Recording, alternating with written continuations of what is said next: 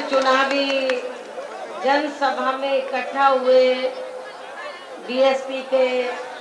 सभी छोटे बड़े पदाधिकारियों एवं कार्यकर्ताओं, आज आप लोग बीएसपी उम्मीदवारों के समर्थन में मुझे सुनने के लिए भारी संख्या में यहाँ इकट्ठा हुए हैं। इसके लिए मैं आप सभी लोगों का हार्दिक दिल से शुक्रिया अदा करती हूँ। और अब मैं आप लोगों का ध्यान इस समय देश में 16वीं लोकसभा के लिए हो रहे आम चुनाव को लेकर कुछ जरूरी बातों की तरफ दिलाना चाहती हूँ। और इस संबंध में सबसे पहले मैं आप लोगों को ये अवगत कराना चाहती हूँ कि हमारी पार्टी इस चुनाव में आपके महाराष्ट्र प्रदेश के लगभग सभी लोकसभा की सीटों पर अकेले अपने बलबूते पर पूरी तैयारी के साथ ये चुनाव लड़ रही है। अर्थात हमारी पार्टी ने इस चुनाव में किसी भी पार्टी के साथ किसी भी प्रकार का कोई चुनावी समझौता नहीं किया है। और टिकट देने के मामले में भी हमारी पार्टी ने यहाँ सर्व समाज के लोगों को उनकी बीएसपी में जुड़ने की तादाद को ध्यान में रखकर ही उन्हें उचित भागीदारी भी दी है। लेकिन अब यह मुख्य सवाल ये पैदा होता है कि इस चुनाव में आपको व आपके प्रदेश की आम जनता को अपना वोट कांग्रेस, बीजेपी व अन्य विरोधी पार्टियों को न देकर अकेले अपनी बहुजन समाज पार्टी को ही देना क्यों जरूरी है, इस खास बात को आप लोगों को समझना होगा। और इस बारे में हमारी पार्टी का ये कहना है कि जब से हमारा देश आजाद हुआ है तो उसके बाद से केंद्र व राज्यों में भी ज्यादातर सत्ता यहाँ कांग्रेस, बीजेपी व अन्य विरोधी पार्टियों के हाथों में ही केंद्रित रही है। जबकि हमारे देश को आजाद हुए अब लगभग 65 वर्षों से भी ज्यादा समय हो चुका है। लेकिन दुख की बात यह है कि आजादी के बाद इस लंबी अवधि में भी यहाँ अपने देश में सर्व समाज में से खास तौर से बहुजन समाज, जिसके अंतर्गत अनुसूचित जाति, जनजाति, अन्य पिछड़ा वर्ग एवं धार्मिक अल्पसंख्यक समाज से संबंधित सिख, मुस्लिम, ईसाई, पारसी व बौद्ध आदि विभिन्न समुदाय के लोग आते हैं, इनकी सामाजिक एवं आर्थिक स्थिति में अभी तक भी कोई खास बदलाव नहीं आया है। और आज भी इन वर्गों में गरीबी एवं बेरोजगारी बड़े पैमाने पर हमें देखने के लिए मिलती है। इसके साथ ही बाबा साहब डॉक्टर अंबेडकर के अथक प्रयासों के कारण अपने देश में अनुसूचित जाति, जनजाति एवं अन्य पिछड़े वर्गों के लोगों को केंद्र व राज्य स्तर की सरकारी नौकरियों में जो भी आरक्षण की सुविधा मिल रही थी, तो उसे भी यहाँ विरोधी पार्टियों की सरकारों व अन्य ताकतों द्वारा आए दिन नए नए नियम व कानून आदि बना के तो इसे भी धीरे धीरे खत्म करने का प्रयास किया जा रहा है। इसके साथ साथ एक सोची समझी साजिश के तहत ही इन वर्गों के आरक्षण के कोटे को बढ़ाए बिना ही इनकी सूची में अब तक काफी अन्य जातियों को भी जोड़ दिया गया है, ताकि इन वर्गों के लोगों को कम से कम आरक्षण का लाभ मिल सके। और इतना ही नहीं बल्कि गरीबी एवं बेरोजगारी के मामले में लगभग यही खराब स्थिति पूरे देश में व आपके प्रदेश में भी यहाँ मुस्लिम समाज एवं अन्य धार्मिक अल्पसंख्यक समाज के लोगों की भी बनी हुई है, जिसका काफी कुछ खुलासा केंद्र सरकार की सच्चर कमेटी की रिपोर्ट में किया गया है। इसी प्रकार आपके राज्य सहित पूरे देश में यहाँ अपर कास्ट समाज में से गरीब लोगों की भी हालत हमें कोई खास अच्छी नजर नहीं आती है। इसलिए हमारी पार्टी ने पूरे देश में मुस्लिम एवं अन्य धार्मिक अल्पसंख्यक समाज के लोगों के साथ साथ यहाँ अपर कास्ट समाज में से गरीब एवं बेरोजगार लोगों को भी शिक्षा एवं सरकारी नौकरियों आदि में इन्हें भी आर्थिक आधार पर अलग से आरक्षण दिए जाने के लिए केंद्र की सरकार को कई बार चिट्ठी भी लिखी है, जिस पर केंद्र की सरकार ने अभी तक भी कोई निर्णय नहीं लिया है। इसके साथ ही आपके राज्य सहित पूरे देश में भी यहाँ सर्व समाज में से गरीब, मजदूर, किसान, व्यापारी, कर्मचारी एवं अन्य कारोबार में लगे लोग भी अपनी विभिन्न समस्याओं को लेकर आज भी हमें काफी ज्यादा दुखी व परेशान नजर आते हैं। और इतना ही नहीं बल्कि आजादी के बाद से केंद्र सरकार की ज्यादातर मामलों में लगातार चली आ रही आर्थिक व अन्य सभी गलत नीतियों के कारण यहाँ अपने देश में गरीबी, बेरोजगारी व महंगाई आदि भी काफी ज्यादा बढ़ी है, जिससे आपके प्रदेश में व पूरे देश में भी यहाँ सर्व समाज में से सबसे ज्यादा गरीब एवं मध्यम वर्ग के लोग ही बुरी तरह से प्रभावित हो रहे हैं। जबकि इस मामले में शुरू से ही हमारी पार्टी केंद्र की सरकार से हर स्तर पर ऐसी नीति अपनाने की लगातार ये मांग करती आ रही है कि देश में कुछ गिने चुने पूंजीपतियों का विकास होने की बजाय यहाँ ज्यादातर गरीब आम व्यक्ति का ही विकास होना चाहिए। तभी यहाँ की गरीब आम जनता सही मायने में अपनी गरीबी, बेरोजगारी, महंगाई व अन्य और सभी समस्याओं से भी काफी हद तक मुक्ति पा सकती है। इसके साथ ही जहाँ तक पूरे देश में गरीबी हटाने व बेरोजगारी को कम करने का सवाल है, तो इस संबंध में केंद्र की सरकार ने अभी तक जो भी केंद्रीय योजनाएं संचालित की हैं, तो उनके वर्षों वर्ष बीत जाने के बावजूद भी इन योजनाओं से ना तो यहाँ की गरीबी व बेरोजगारी दूर हुई है और ना ही आम जनता की गरीबी एवं बेरोजगारी में कोई उल्लेखनीय कमी आई है। और यही रवैया अभी तक इस मामले में हमें राज्य सरकारों का भी देखने के लिए मिल रहा है। इसके अलावा अपने देश में पिछले कुछ वर्षों से यहाँ भ्रष्टाचार भी हर स्तर पर काफी ज्यादा बढ़ा है, जिससे आपका खुद का अपना प्रदेश भी अछूता नहीं रहा है। इसके साथ ही केंद्र व राज्यों की सरकारों द्वारा हर स्तर पर फैले हुए भ्रष्टाचार को रोकने के लिए अभी तक जो भी नियम व कानून आदि बनाए गए हैं वे बहुत ही कमजोर हैं, जिनसे यहाँ भ्रष्टाचार पर अंकुश नहीं लगाया जा सकता है। और इतना ही नहीं बल्कि केंद्र में कांग्रेस, बीजेपी व अन्य विरोधी पार्टियों की रही इन सभी सरकारों के दौरान भी यहाँ अपने देश का वर्षों से विदेशों में करोड़ों अरबों की तादाद में जमा काला धन भी अभी तक अपने देश में वापस नहीं आ सका है। जबकि विदेशों में जमा इस काले धन से यहाँ अपने देश की अभी तक काफी कुछ गरीबी एवं बेरोजगारी दूर हो सकती थी। इसके साथ ही केंद्र व राज्य सरकारों की अपनी कुछ कमियों के कारण ही अपने देश में पिछले कुछ वर्षों से यहाँ आतंकी व नक्सली वारदातें भी काफी बढ़ी हैं, जिन्हें रोकने के लिए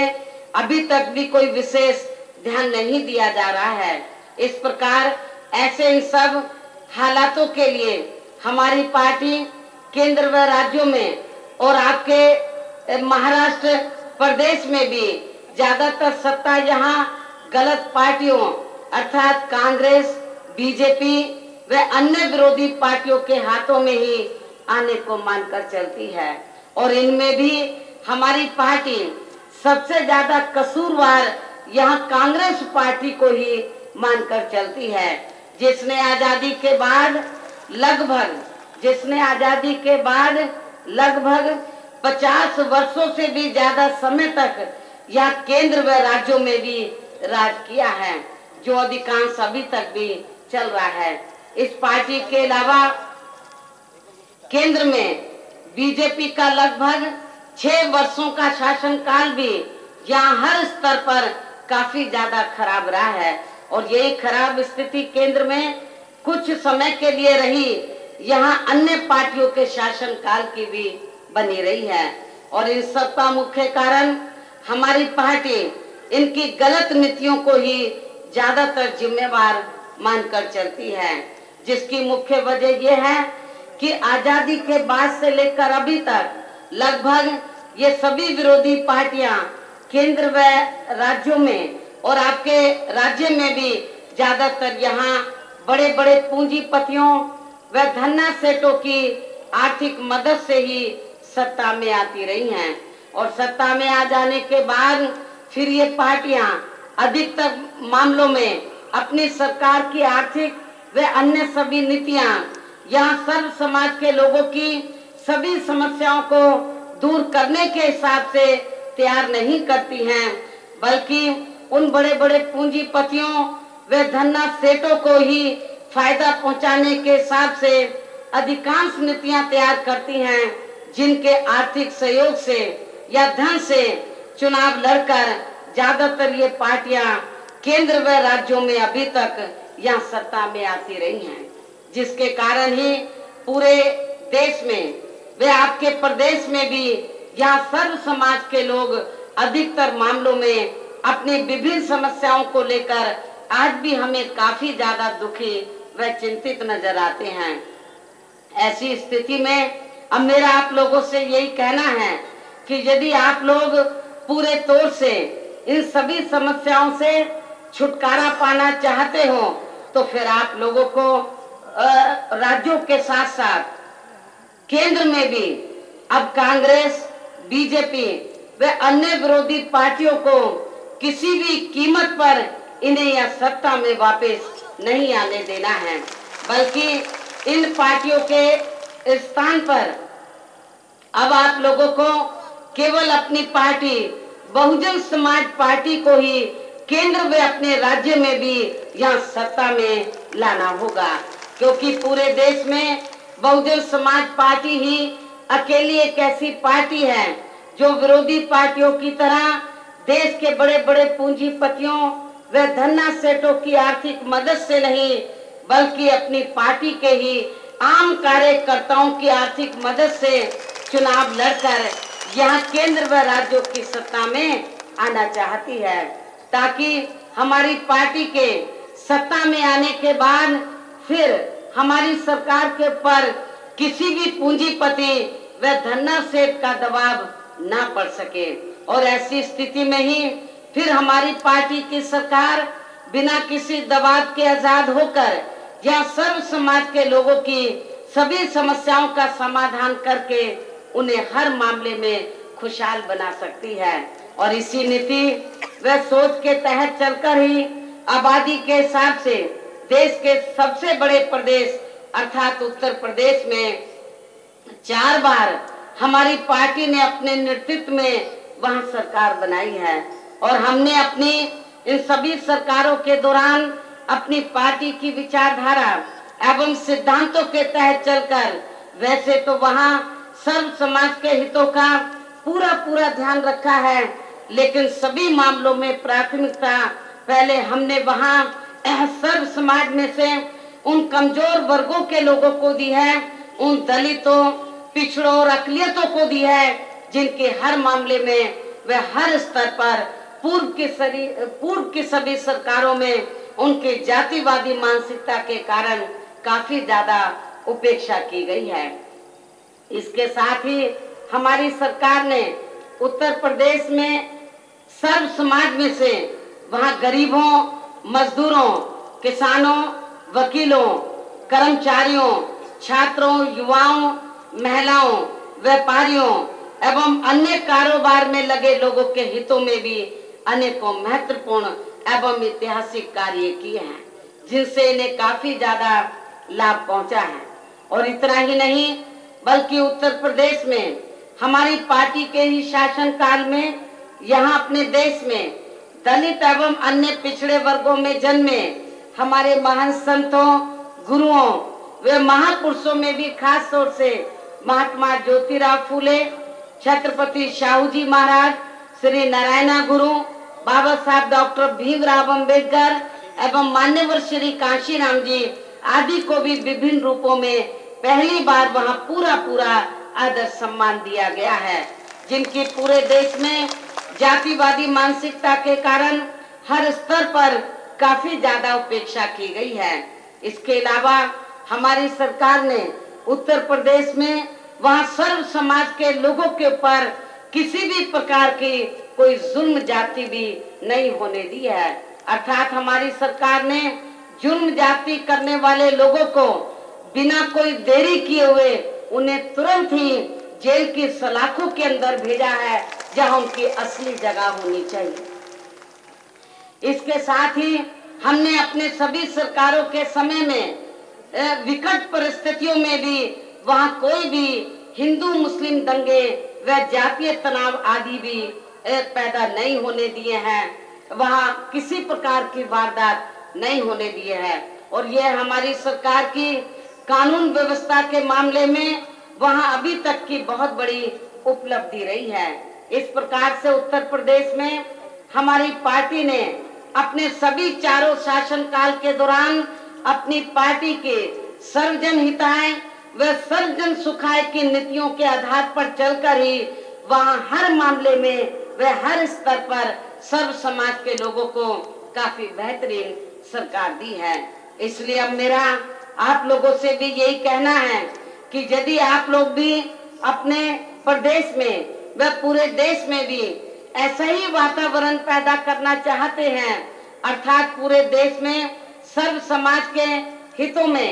ऐसे ही कार्य करना चाहते हैं, तो फिर आपको भी अपने प्रदेश से इस समय देश में लोकसभा के लिए हो रहे आम चुनाव में इस बार अपनी पार्टी का आप लोगों को जरूर अच्छा रिजल्ट दिखाना होगा, ताकि केंद्र में फिर बीएसपी एक मजबूत ताकत बनकर अर्थात बैलेंस ऑफ पावर बनकर देश की सत्ता तक पहुंच सके। और इसके साथ ही जब केंद्र में भी हमारी पार्टी की सरकार बन जाती है, तो फिर हमारी पार्टी उत्तर प्रदेश की तरह ही यहाँ पूरे देश में भी हर स्तर पर सर्वजन हिताय व सर्वजन सुखाय की नीतियों के आधार पर चलकर ही सरकार चलाएगी। अर्थात हमारी सरकार पूरे देश में सर्व समाज में से सभी वर्गों एवं विभिन्न क्षेत्रों में लगे लोगों के हितों का खास ध्यान रखते हुए यहाँ समाज में समता मूलक समाज व्यवस्था को भी स्थापित करने का पूरा प्रयास करेगी। इसके साथ साथ आपके प्रदेश की, आपके महाराष्ट्र प्रदेश की केंद्र से जुड़ी हुई जो भी समस्याएं यहाँ पर हैं, तो उन्हें भी जरूर दूर किया जाएगा। इसके अलावा हमारी सरकार द्वारा पूरे देश के उद्योग जगत में लगे मजदूरों के हितों का भी हर मामले में विशेष ध्यान रखा जाएगा, अर्थात इनका किसी प्रकार से भी कोई उत्पीड़न नहीं होने दिया जाएगा। और इतना ही नहीं बल्कि पिछले कुछ वर्षों से अपने देश में जिन कारणों की वजह से यहाँ अनेकों आतंकी व नक्सली वारदातें हुई हैं, जिनसे काफी ज्यादा जानी माली नुकसान भी हुआ है, इन्हें भी रोकने के लिए हमारी सरकार द्वारा जरूर ठोस कदम उठाए जाएंगे। इसके साथ ही अपने देश की पड़ोसी देशों से लगी हुई सीमाओं को भी सुरक्षित रखने का हर संभव पूरा प्रयास किया जाएगा। इसके साथ साथ हर मामले में राष्ट्रीय व अंतर्राष्ट्रीय स्तर पर आर्थिक व अन्य सभी नीतियां भी यहाँ देश व सर्व समाज के हितों को ही ध्यान में रखकर बनाई जाएंगी। किंतु इन सभी कार्यों को पूरा करने के लिए अब आप लोगों को अपनी पार्टी को ही यहाँ केंद्र की सत्ता में लाना बहुत जरूरी है, जिसके लिए अब आप लोगों को यहाँ अपने खुद के प्रदेश से भी लोकसभा का इस बार अच्छा रिजल्ट दिखाना होगा। और इसके लिए अब आप लोगों को वोट पड़ने तक यहाँ सभी विरोधी पार्टियों के साम दाम दंड भेद आदि तमाम प्रकार के हथकंडों से भी जरूर सावधान रहना है। और इस मामले में खास तौर से चुनाव के दौरान मीडिया के जरिए जो ये विरोधी पार्टियां अपनी स्थिति को काफी ज्यादा बढ़ चढ़कर मजबूत दिखाती हैं, तो इससे भी आपको गुमराह नहीं होना है। इसके साथ साथ चुनाव होने के नजदीक केंद्र व राज्यों में विरोधी पार्टियों की सरकारों द्वारा जनता के वोटों को लुभाने के लिए जो भी नए नए नियम व कानून आदि बनाए जाते हैं, जिन्हें वे सत्ता में आते ही ज्यादातर दरकिनार कर देते हैं, इनके भी बहकावे में आप लोगों को नहीं आना है। इसके अलावा आप लोगों को विरोधी पार्टियों के चुनावी घोषणा पत्रों से भी जरूर सावधान रहना है, जिन पर केंद्र व राज्यों में भी आज तक किसी भी विरोधी पार्टी की सरकार ने 50% भी अमल नहीं किया है। लेकिन फिर भी बीजेपी के पीएम पद के उम्मीदवार श्री नरेंद्र मोदी का अपनी जनसभाओं में बार बार इस बात को दोहराना कि यदि केंद्र में बीजेपी को भी सरकार बनाने का मौका मिलता है तो फिर यहाँ पूरे देश की हर मामले में तस्वीर ही बदल दी जाएगी, ऐसा श्री नरेंद्र मोदी अपनी हर चुनावी सभा में बार बार ये कहते हैं। जबकि इस बारे में हमारी पार्टी का इनसे ये कहना है कि जब इस पार्टी ने अर्थात जब इस भारतीय जनता पार्टी ने केंद्र में लगभग 6 वर्षों तक अपने खुद के नेतृत्व में यहाँ सरकार चलाई थी,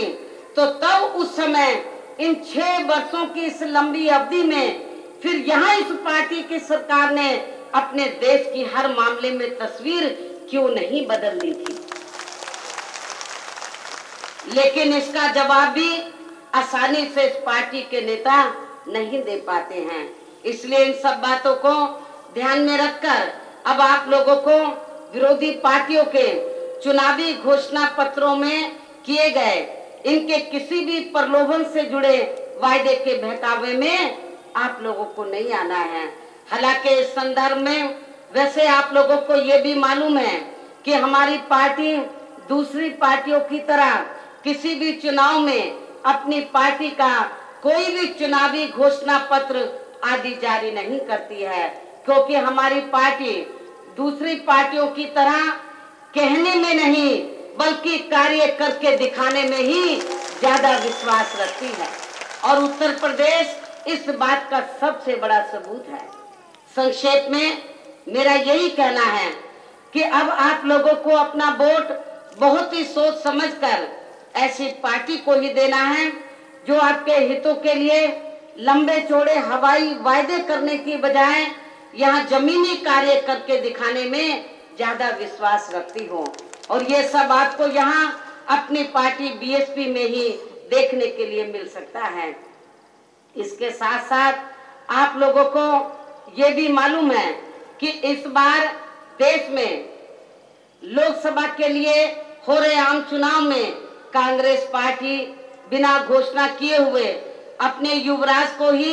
पीएम का उम्मीदवार मानकर ये चुनाव लड़ रही है। और दूसरी तरफ इस मामले में बीजेपी ने इस बार अपनी पार्टी की ओर से ऐसे व्यक्ति को अपना पीएम पद का उम्मीदवार घोषित किया है जिसने सन 2002 में अपनी खुद की हुकूमत के रहते हुए वहां अपने गुजरात प्रदेश को ही दंगों की चपेट में लाकर खड़ा कर दिया था। और यदि अब इस किस्म का व्यक्ति किन्हीं कारणवश गलती से अपने देश का पीएम बन जाता है तो फिर ऐसे व्यक्ति के रहते हुए यहाँ अपना पूरा देश कभी भी सांप्रदायिक दंगों की चपेट में आकर तबाह व बर्बाद हो सकता है, जिसे आप लोगों को देश व जनहित में केंद्र की सत्ता में आने से जरूर रोकना होगा। और लेकिन इसके साथ ही आप लोगों को कांग्रेस पार्टी को भी केंद्र की सत्ता में आने से रोकना होगा,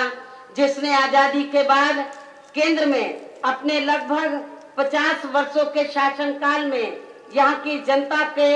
हितों के लिए कोई खास ठोस कदम नहीं उठाए हैं। और इसके साथ साथ ये सरकार हर मोर्चे पर भी यहाँ बुरी तरह से पूरे देश में विफल रही है। और ऐसे हालातों में अब आप लोगों को केंद्र में अपनी पार्टी को ही सत्ता में लाने का हर संभव पूरा प्रयास करना होगा। और इसके लिए अब आप लोगों को वोट पड़ने वाले दिन सुबह उठते ही सबसे पहले अपने अपने पोलिंग बूथों पर अपना वोट डालने के लिए आप लोगों को जरूर जाना है। इसके साथ ही आपका वोट अन्य कोई व्यक्ति ना डाल सके, इसका भी आप लोगों को खुद ही ध्यान रखना है। और अब अंत में मुझे आप लोगों के ऊपर ये पूरा भरोसा है कि आप लोग मेरी इन सभी बातों पर अमल करके इस समय पूरे देश में लोकसभा के लिए हो रहे आम चुनाव में यहाँ अपने प्रदेश से भी, यहाँ अपने महाराष्ट्र प्रदेश से भी, और खास तौर से आपका जो ये विदर्भ का जो रीजन है, जो क्षेत्र है, तो जो बाबा साहब डॉक्टर अंबेडकर की मूवमेंट के हिसाब से और जो पिछड़े वर्ग में हमारे जो और महान पुरुष हुए उनके हिसाब से जो बहुत ही इनकी मूवमेंट से जुड़ा रहा है, और ये क्षेत्र मूवमेंट के हिसाब से बहुत ही फर्टाइल है।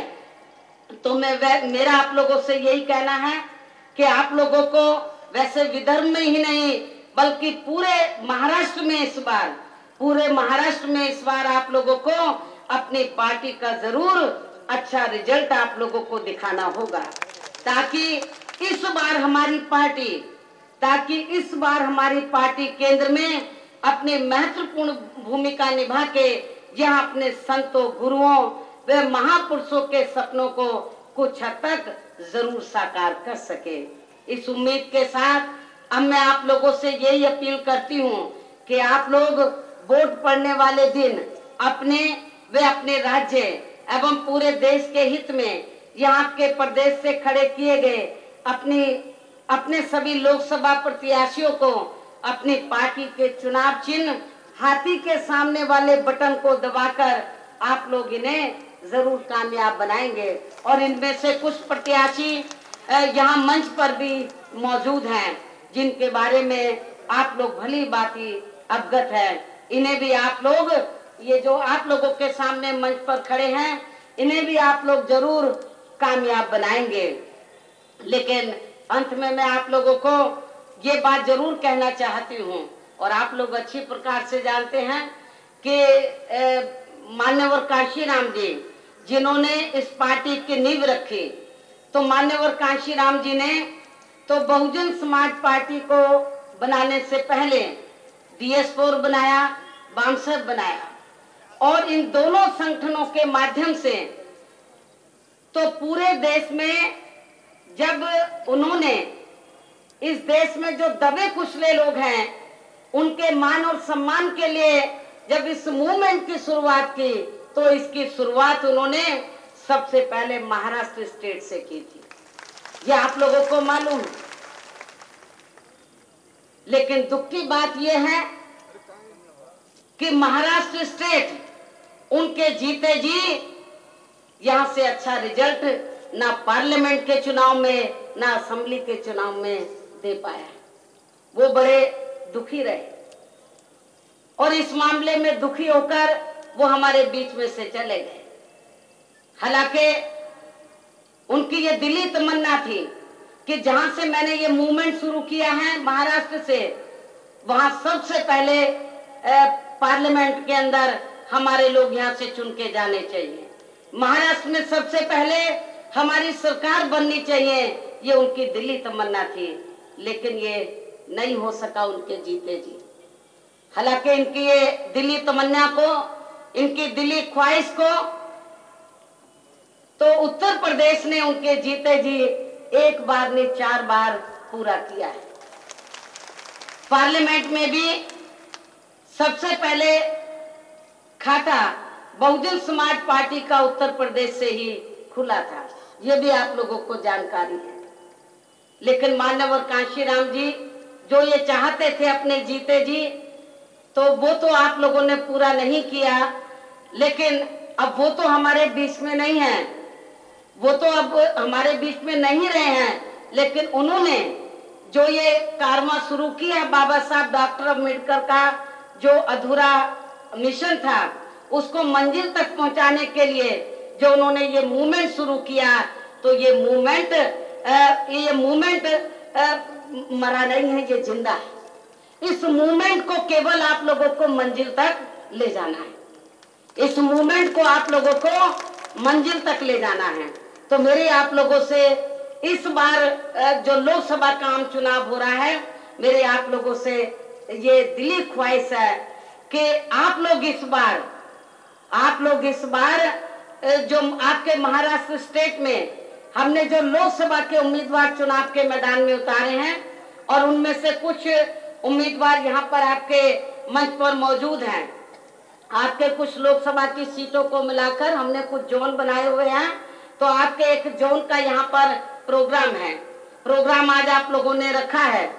तो इस जोन में आपने जिन लोगों को चुनाव के मैदान में उतारा है, तो ये लोग आप लोगों के सामने मंच पर मौजूद हैं। मेरी आप लोगों से पुरजोर अपील है कि आप लोग इस बार तो अपना वोट बांटेंगे नहीं, रिश्ते नातों के चक्कर में आप लोग अपना वोट नहीं बांटेंगे, बल्कि आप लोग रिश्ते नातों के चक्कर में ना पड़ के मूवमेंट से जुड़ेंगे, और अपने मूवमेंट से जुड़कर बहुजन समाज पार्टी के जो उम्मीदवार यहाँ मंच पर मौजूद हैं, और आप लोगों को मालूम है कि बहुजन समाज पार्टी का चुनाव निशान हाथी है, बहुजन समाज पार्टी का चुनाव निशान हाथी है। मेरे आप लोगों से पुरजोर अपील है कि आप लोग हाथी चुनाव चिन्ह के सामने वाले बटन को दबाकर आप लोग बहुजन समाज पार्टी के इन सभी प्रत्याशियों को आप लोग भारी मतों से जरूर कामयाब बनाएंगे, इनको जिताएंगे, आप लोग इनको पार्लियामेंट में जरूर आप लोग भेजेंगे। ऐसी मैं आप लोगों से अपील करते हुए अब आप लोगों से रजा लेती हूँ। जय भीम, जय भारत।